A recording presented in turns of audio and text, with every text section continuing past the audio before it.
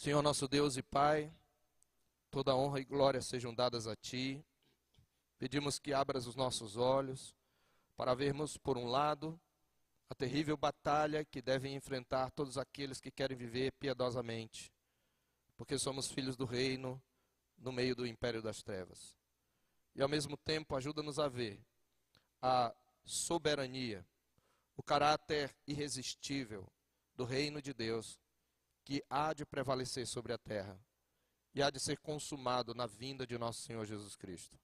Para que esta compreensão da história, como tendo no seu desfecho o triunfo do reino de Deus sobre os reinos deste mundo, com esta perspectiva em mente, possamos resistir no dia mau e depois de ter vencido tudo, permanecer inabaláveis. Por nosso Senhor Jesus é que te oramos. Amém. Meus irmãos,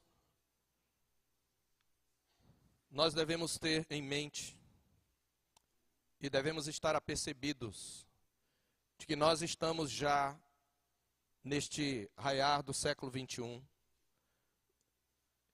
presenciando o advento de uma nova ordem mundial. E essa nova ordem mundial representa o colapso da civilização ocidental, portanto, da civilização judaico-cristã. Os valores cristãos no Ocidente já começaram há muito a ruir e estão desgastados. E nós estamos vivendo, de fato, no mundo pós-cristão. Um dos sinais mais claros do colapso da civilização ocidental é o avanço furioso, incontido, da chamada ideologia de gênero, que relativiza toda a questão no que diz respeito às distinções que há entre os sexos masculino e feminino e proclama uma alegada liberdade em que se possa fazer tudo em termos de sexo com quem se quiser, com a idade que tiver ou qualquer que seja a espécie viva neste planeta. A ideologia de gênero já tem se infiltrado, inclusive no nosso país, porque ela tem claras estratégias de conquistas. A ideia é fazer desaparecer a atual família monogâmica, patriarcal, é fazer desaparecer todos os valores cristãos e fazer desaparecer qualquer distinção entre os sexos. Entre as suas estratégias de conquista, a ideologia de gênero já há muito conquistou os aparelhos ideológicos dos estados, dos grandes estados nacionais, sendo esses aparelhos ideológicos a família, a escola, o sistema judiciário e até mesmo a igreja. E faz parte da sua estratégia, pelo menos três ações. Uma delas, como nós vimos no retiro, é a desconstrução da maternidade, porque na visão dessa ideologia, a reprodução estaria necessariamente ligada à feminilidade, à relação heterossexual e à função maternal em sua relação com a função paternal. E isto se constituiria, na visão dos ideólogos do gênero, uma prisão social e cultural que subjuga em categoria os seres humanos num papel, sobretudo, biológico, a reprodução. Os ideólogos de gênero chegam a chamar a maternidade de uma espécie de tirania da biologia. E as estratégias para desconstruir a maternidade é um incentivo aos métodos de contracepção, a prática e legalização do aborto, assistência médica ao que se chama hoje de procriação, a homoparentalidade, crianças sendo adotadas por pares homossexuais, a gestação de substituição, etc. Uma segunda estratégia da ideologia de gênero é a desconstrução da família, que é consequente, obviamente, à desconstrução da maternidade. O discurso desta relativização é que a família biológica é uma estrutura violenta e opressiva que marca a opressão do macho sobre a fêmea e a opressão do hétero sobre o homo. E os métodos são criar novas configurações familiares, e aí surgem então novos conceitos de estrutura familiar, como a chamada família nuclear, família homoparental, família monoparental, família recomposta, família polimórfica, onde agora tem 3 pais e 2 mães. E uma descontinuidade clara entre o biológico e o cultural. Além da desconstrução da maternidade e da família, há uma desconstrução da própria linguagem. Por isso nós mesmos, mesmo sendo cristãos, já adotamos alguns termos que na verdade são antibíblicos e vão contra a própria natureza humana. Nós não chamamos mais de homossexualidade a relação entre pessoas do mesmo sexo, sendo que essa relação envolve sexo. Nós chamamos de homoafetividade, quando na verdade a afetividade é uma palavra de caráter mais geral, qualquer afetividade poderia ser chamada de afetividade. Não se está mais falando de paternal e maternal, mas de parentalidade.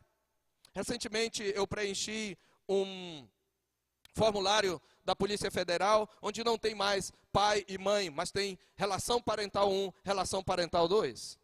Separou-se a ideia do sexo do gênero. Antes se dizia sexo masculino, sexo feminino, agora chama-se gênero masculino, gênero feminino, que tanto podem ser atribuídos a um homem ou uma mulher, porque seriam construídos socialmente.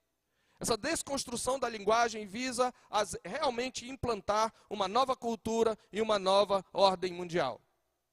E ainda, como uma terceira ou quarta estratégia da ideologia de gênero, existe uma ocupação das organizações internacionais, da mídia e das instituições de ensino.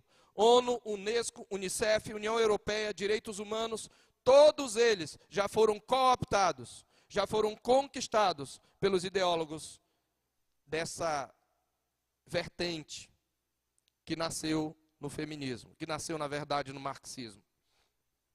Isto fica muito claro porque a ONU hoje patrocina muitos dos seus programas sociais, só são patrocinados se os países, as nações signatárias, adotarem e ensinarem a ideologia de gênero nas suas instituições.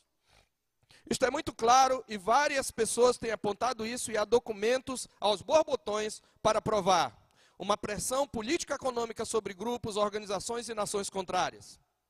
Uma prova é o nosso vizinho Paraguai. Tem um irmão entre nós que acabou de vir de lá e é de lá.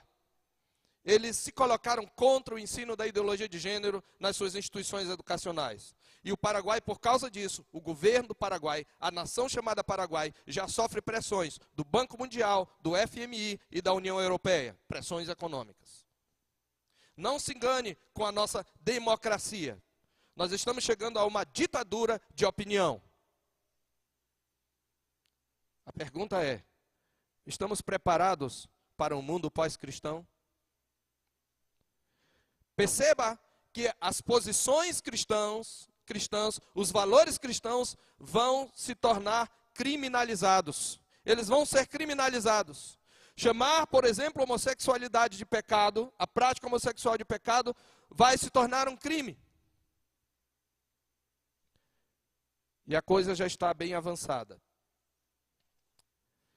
É exatamente isso que é uma das grandes manifestações, evidências de que nós estamos chegando ao colapso da cultura ocidental. Essa não é uma visão apenas dos cristãos. Esta é uma visão, como vimos hoje de manhã, clara de Camille Paglia, feminista, lésbica, ateia, escritora, que estuda a história da civilização há muito tempo.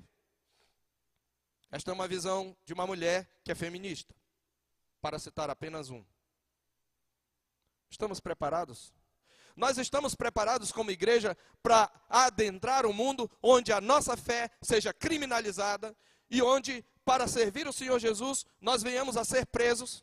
Estamos preparados para deixar que nossos filhos sejam entregues nas mãos do Estado para serem doutrinados numa ideologia que destrói todos os valores pelos quais nós lutamos? A questão, meus queridos, é que, embora nós possamos e devamos lutar contra isto, é possível que faça parte do programa redentor do Senhor Deus entregar o seu povo a uma ordem mundial desta natureza. E é neste contexto, meus queridos, que Daniel assume para nós uma tremenda relevância. Porque exatamente o livro de Daniel, neste sentido, vai ser muito atual. Porque ele fala exatamente de um contexto quando o povo de Deus é entregue a uma nação pagã, a uma nação idólatra, a uma nação imoral, a uma nação que de fato ia contra todos os valores do reino de Deus. E esse povo de Deus é subjugado.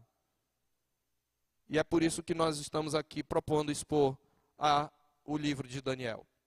E mais do que isso, é possível que esteja nos planos de Deus para disciplinar a sua igreja, para burilar a sua igreja, e entregar o seu povo nas mãos do império das trevas.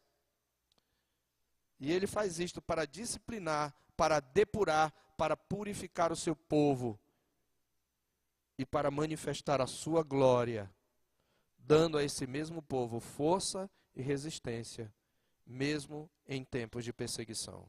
O Senhor entregou. Foi o Senhor que entregou os servos do reino para sofrer as mãos do império das trevas. Foi o próprio Senhor Deus. Então o que vemos aqui na primeira cena é: os servos do reino são entregues pelo próprio Deus do reino ao poder do império das trevas para ser provados sob o domínio desse império. Essa perspectiva é importante, inclusive, porque ela vai se manifestar mais à frente na visão do capítulo 7, 25, onde se declara que os santos do Altíssimo serão entregues ao abominável da desolação.